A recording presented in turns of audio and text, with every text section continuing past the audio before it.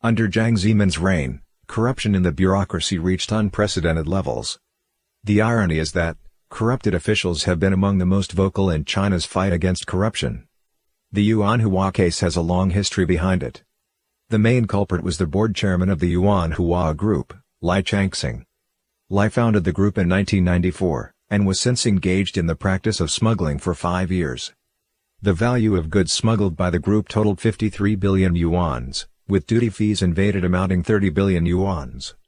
This resulted in a loss of 83 billion yuans in revenue for the state. At the time, the Yuan Hua case was regarded as the largest incident of smuggling to have taken place since the CCP came to power in 1949.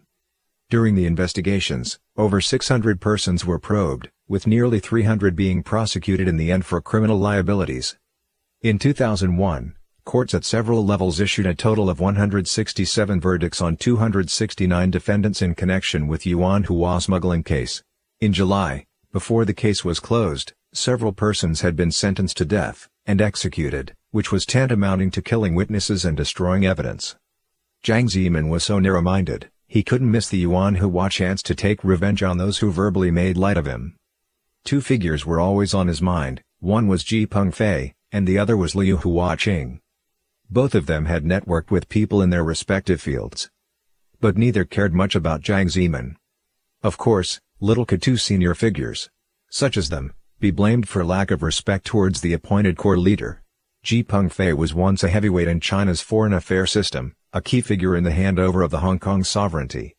He used to hold high-ranking positions, of which were included Deputy Premier, Member of the State Council, Director of the Office of Hong Kong and Macau Affairs, Vice Chairman of the National People's Congress and member of the Standing Committee of the Central Advisory Council. All of these made Jiang Zemin boiled beneath the surface. Ji Shengde, who was Ji Pengfei's only son, was the Deputy Director of the Intelligence Department of the People's Liberation Army Headquarters of General Staff.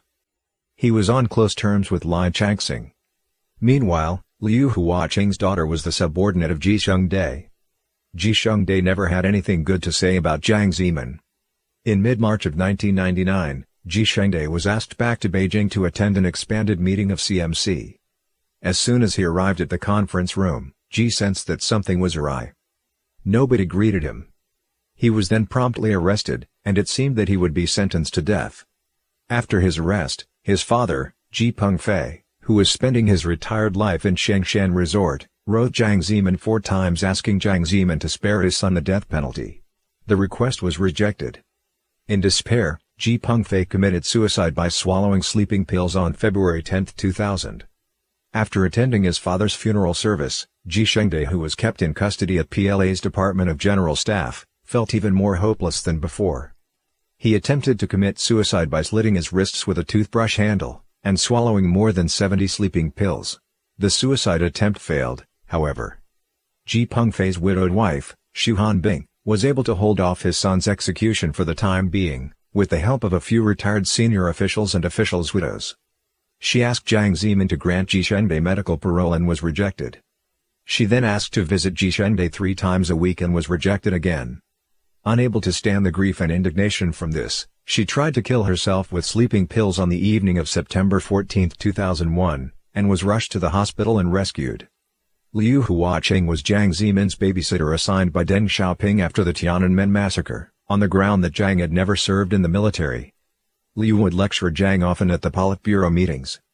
But Jiang Zemin, someone who promoted generals on a whim, definitely didn't want anyone to give him constant direction.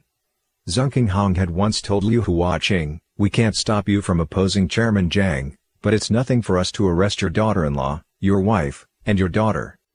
Liu Huaqing's youngest daughter Liu Chaoying, and his second daughter-in-law Zheng Li, were the 2 people Liu loved most dearly. He could hardly take food or rest well after the 2 were arrested. After turning the matter over in his mind, Liu had concluded that he had no choice but to pluck up his courage to intercede with Jiang Zemin. But Jiang uttered not so much as a word after receiving a call from Liu Huaqing about the matter.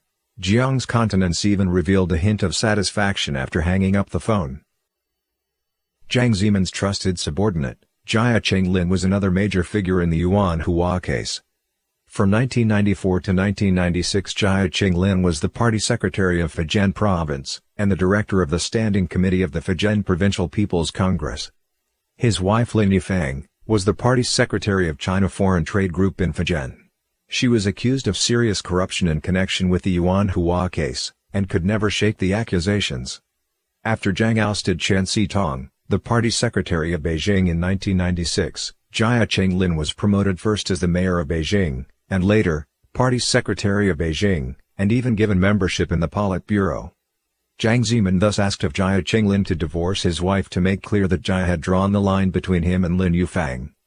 As the 10th of the People's Congress, and Chinese People's Political Consultative Conference were about to convene, Jia Qinglin, who had been unofficially slated, thanks to Jiang Zemin, to take the position of the chairmanship of the 10th of the Political Consultative Conference, submitted a letter of resignation from the Politburo citing for poor health. Jiang, however, rejected Jia's resignation. He said, "If you step down from the political arena, I'm finished." The Beijing municipal government gave a banquet to celebrate Jia Qinglin's appointment as the chairman of the Consultative Conference. Throughout the banquet, Jia kept silent, drank glass after glass of liquor. At one point, he murmured to himself, "It's not me who wanted the promotion." In the meeting of the 16th National People's Congress in November 2002, one picture, capturing the dispirited Jia sitting at his table, told what Jia felt inside. He had no choice but to be Jiang Zemin's accomplice. Although Jiang Zemin succeeded in promoting Jia to the highest circle of power in the CCP, the Yuan Hua case still haunted and undermined Jia Qinglin. Jia's connection to the Yuan Hua case had become a typical example of the corrupted CCP politics. It was a constant stark reminder of just how hollow Jiang Zemin's talk of fighting corruption really was.